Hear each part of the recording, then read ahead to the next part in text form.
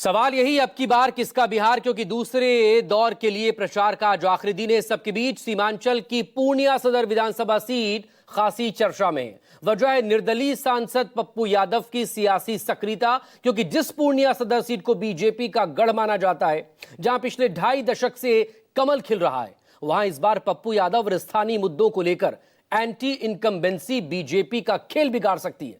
देखिए कुमार गौरव की न्यूज 24 संवाददाता की एक ग्राउंड रिपोर्ट।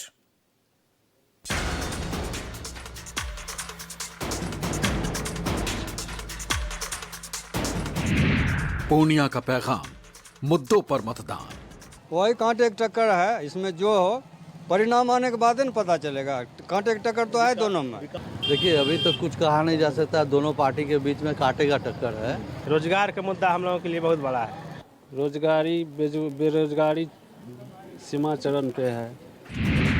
पप्पू फैक्टर से कांग्रेस प्रत्याशी बनेंगे विनर। निश्चित रूप से पप्पू यादव का समर्थन है। तेजस्वी पप्पू करेंगे खेल, क्यों बोल रहे ऑल इज वेल। हमारे यहाँ तो ऑल इज वेल। बीजेपी के लिए प्रतिष्ठा का सवाल, क्या तीसरी बार खिलेगा कमल। हमारी सरकार फिर जो बनने जा रही है जनता के आशीर्वाद से, तो उसमें हम 1 करोड़ लोगों को रोजगार देंगे।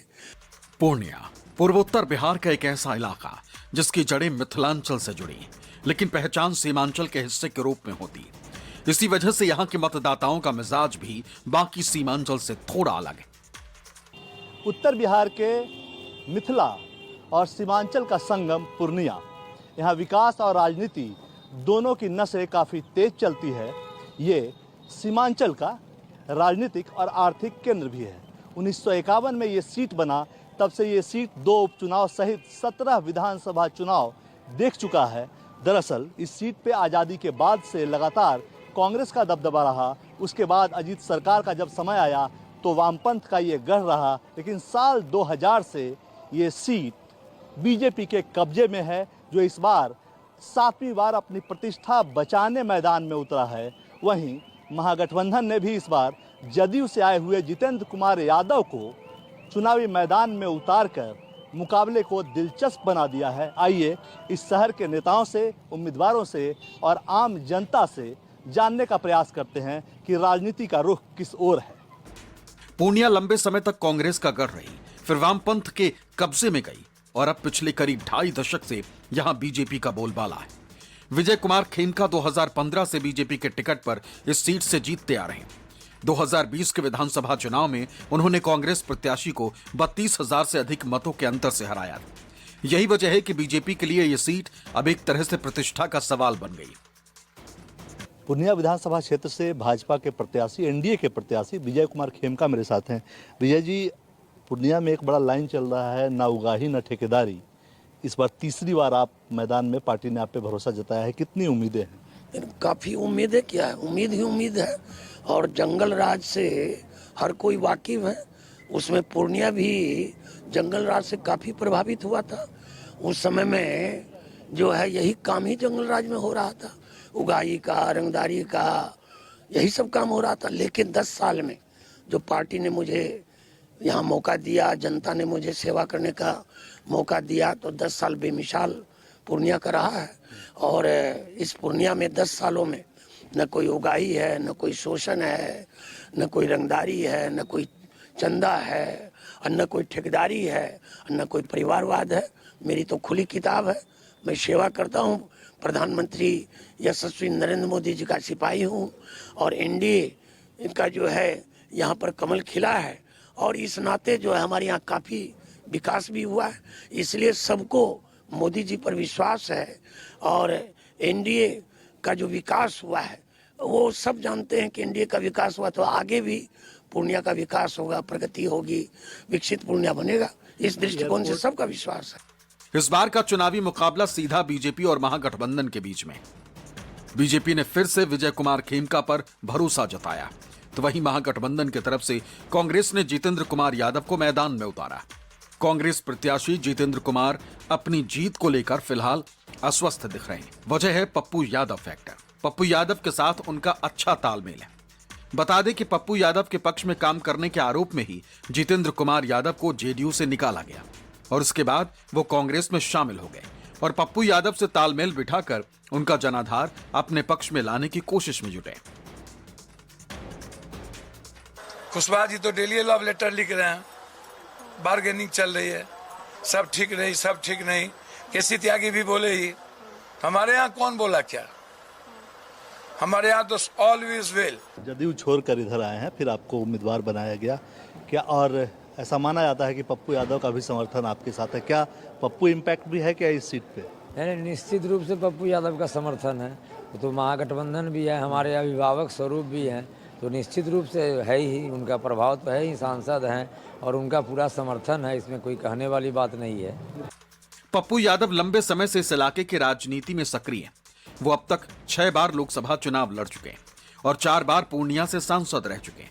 जनता के बीच उनकी सीधी पहुंच, स्थानीय कामों में दिलचस्पी और अपने अंदाज की वजह से उन्हें सीमांचल की राजनीति में एक अलग पहचान मिली।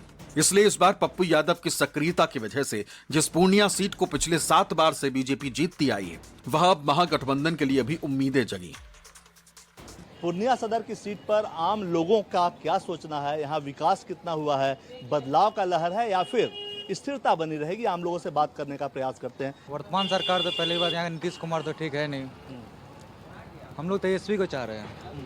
तेजस्वी जो 17 महीना के लिए सत्ता में आए थे, 17 महीना में 5 लाख रोजगार दिया, और अभी जो तेजस्वी यादव वादा किए हैं कि मुख्यमंत्री बनेंगे, मुख्यमंत्री बनते ही हम अपने बिहार में हर घर में एक सरकारी नौकरी देंगे, तो इसलिए हम लोग तेजस्वी को चाह रहे हैं। स्थिरता है या बदलाव हो?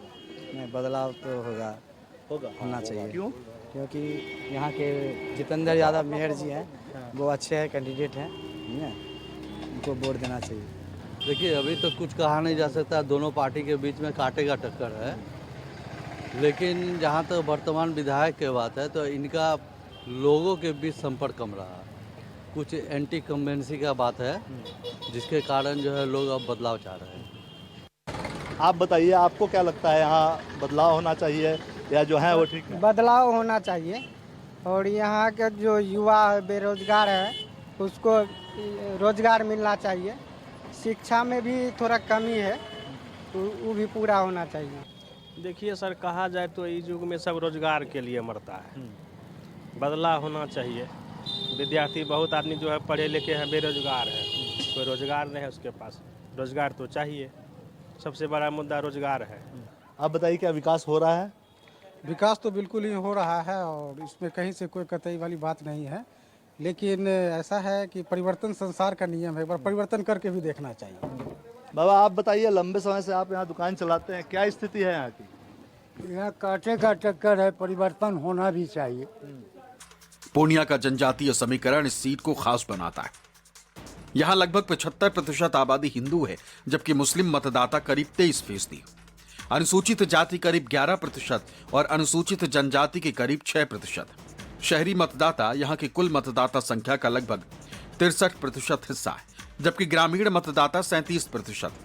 पूर्णिया सदर विधानसभा क्षेत्र में कुल 3,31,663 मतदाता पंजीकृत हैं। इनमें 1,72,379 पुरुष और 1,59,273 महिला मतदाता शामिल हैं। इसके अलावा राजपूत, भूमिहार और ब्राह्मण समुदाय मिलाकर करीब 15% मतदाता हैं, जो परंपरागत रूप से भाजपा समर्थक माने जाते हैं। ये सीट सामाजिक दृष्टि से काफी विविध है और यहाँ के जातीय समीकरण चुनावी नतीजों को निर्णायक रूप से प्रभावित करते हैं। पूर्णिया विधानसभा में पिछड़ी जातियों की आबादी सबसे अधिक, करीब 35%, और यही वर्ग यहाँ के चुनावी समीकरणों का असली संतुलन तय करता है। वहीं अनुसूचित जाति और अनुसूचित जनजाति की संयुक्त आबादी लगभग 15%। इन सभी समुदायों का मतदान पैटर्न और आपसी गठजोड़ पूर्णिया सदर विधानसभा के चुनावी परिणामों में अहम भूमिका निभाता है। पूर्णिया में जातीय और धार्मिक समीकरण की अगर बात करें तो यहाँ 75% हिंदू हैं, जो कि अलग अलग जातियों में बटे हुए हैं। वहीं 23% मुस्लिम एक मुस्त मतदाता हैं इंडिया अलायंस के, और शायद इसी गुणा गणित को सेट करने के लिए एनडीए की तरफ से भले ही अपने पुराने उम्मीदवार पे दाव लगाया गया है, लेकिन इंडिया अलायंस ने अपने 2 बार से हार रहे उम्मीदवार को बदलकर जेडीयू से आए हुए यादव नेता को अपना उम्मीदवार बनाया है। लेकिन इस बार पूर्णिया में जातीय समीकरण से ज्यादा असर स्थानीय विकास, शहरी समस्याओं और रोजगार के मुद्दे। शहर की आबादी लगातार बढ़ रही, ट्रैफिक, जलजमाव और सफाई जैसी समस्याएं लोगों को परेशान करती। व्यापारी वर्ग जीएसटी और छोटे उद्योगों की मुश्किलों को लेकर सरकार से नाराज है, जबकि युवा वर्ग को नौकरी और अवसरों की कमी खल रही। यही वजह है कि इस सीट पर शहरी मुद्दे जैसे सड़क, ट्रैफिक, रोजगार और व्यापार विकास चुनावी बहस के केंद्र में रहते हैं। पूर्णिया में क्या माहौल आपको लग रहा है? जो वर्तमान में विधायक हैं वो ठीक हैं या फिर बदलाव होना चाहिए? हमारे ख्याल से तो हर मामले को अगर देखा जाए तो वो बुरे नहीं है। बदलाव का वैसे कोई आवश्यकता नहीं लग रहा है। इसके अलावा विकास स्लो हो रहा है, फास्ट नहीं है लेकिन स्लो हो रहा है। ठीक है, तो रोजगार जो है मतलब जो जैसा है उस तरह से मतलब ठीक है, उसमें तो कोई तरह का दिक्कत नहीं। आप सोचिएगा, अब जैसा रहेगा पढ़ाई लिखाई रहेगा तो उसी हिसाब से नहीं होगा, अब नहीं होगा तो पढ़ा लिखा तो कहाँ से होगा। जो वर्तमान में विधायक है वो हर दृष्टिकोण से उपयुक्त है हम लोगों के लिए। कोई मतलब हम लोगों को कष्ट नहीं है, वापस उसको होना चाहिए। विकास क्षेत्र में मोटा मोटी ठीक है, कोई दिक्कत नहीं है।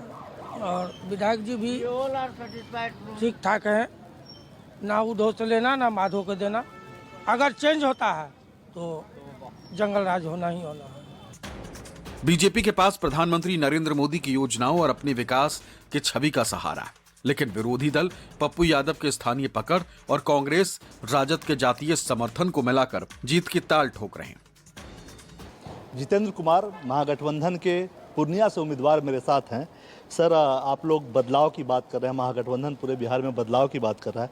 आपके सीट पे क्या दिख रहा है? आप लगातार पसीना बहा रहे हैं, लगातार पूरे दिन रात घूम रहे हैं। धन्यवाद सर।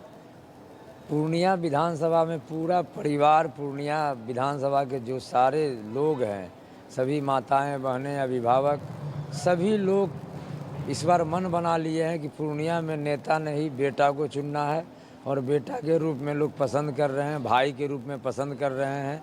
और लोग मन बना लिए हैं कि इस बार बेटा और भाई को चुनना है। हम अभी जो वर्तमान के जो विधायक रहे हैं 10 साल, मैं उनको कई बार मीडिया के माध्यम से बोला हूं कि अपना वो रिपोर्ट कार्ड दें। रिपोर्ट कार्ड यदि देने की बात होती है तो कहेंगे एयरपोर्ट बना लिए, मेडिकल कॉलेज बना दिए, विश्वविद्यालय यूनिवर्सिटी बना दिए, एग्रीकल्चर कॉलेज बना दिए। तो ये सब तो सरकार की उपलब्धि है। सरकार की उपलब्धि मतलब जनता की उपलब्धि है। तो सरकार है तो काम तो करेगी ही। तो इनकी अपनी व्यक्तिगत उपलब्धि जो है विधानसभा में क्वेश्चन करना और अखबार में छपवाना, कोई जमीन पे वो आज तक काम नहीं हुआ। पूर्णिया की राजनीति हमेशा से बिहार की राजनीति का आईना रही। जो हवा यहाँ बहती है उसका असर आसपास के सीटों पर भी पड़ता है। इसलिए इस बार भी लोगों की नजरें बिहार के पूर्णिया पर टिकी हुई हैं। मुकाबला कड़ा है, माहौल गर्म है और जनता का मूड भी खुलकर सामने आ रहा है। लेकिन इतना तय है कि 2025 में पूर्णिया की कहानी सीमांचल की राजनीति की दिशा तय करेगी। पूर्णिया विधानसभा क्षेत्र का चुनाव सिर्फ एक चुनावी टक्कर नहीं है, बल्कि 3 ताकतों की टक्कर है। क्योंकि इस सीट पे भाजपा अपने प्रभुत्व को बचाने के लिए उतरी हुई है। 7 बार से जीत का जो सिलसिला है उसको बचाए रखने के लिए उतरी हुई है। तो वहीं इस सीट पर पप्पू यादव का भी प्रभाव है। वो लगातार महागठबंधन के साथ मिलकर, महागठबंधन के उम्मीदवार के साथ मिलकर उसको फ़ायदा पहुंचाने का प्रयास कर रहे हैं। लोकसभा चुनाव में पूर्णिया सदर की इस सीट पर पप्पू यादव ने अच्छी खासी बढ़त ली थी। इसके अलावा तीसरा जो मुद्दा है वो बड़ा है, वो विकास का है। क्योंकि क्षेत्र की जनता धीमा विकास का आरोप लगाती है। लिहाजा यहाँ की जनता 11 तारीख को अपना फैसला ईवीएम में कैद कर देगी। रिजल्ट 14 नवंबर को मालूम चलेगा। कैमरामैन दिलीप के साथ कुमार गौरव, पूर्णिया, न्यूज़ 24।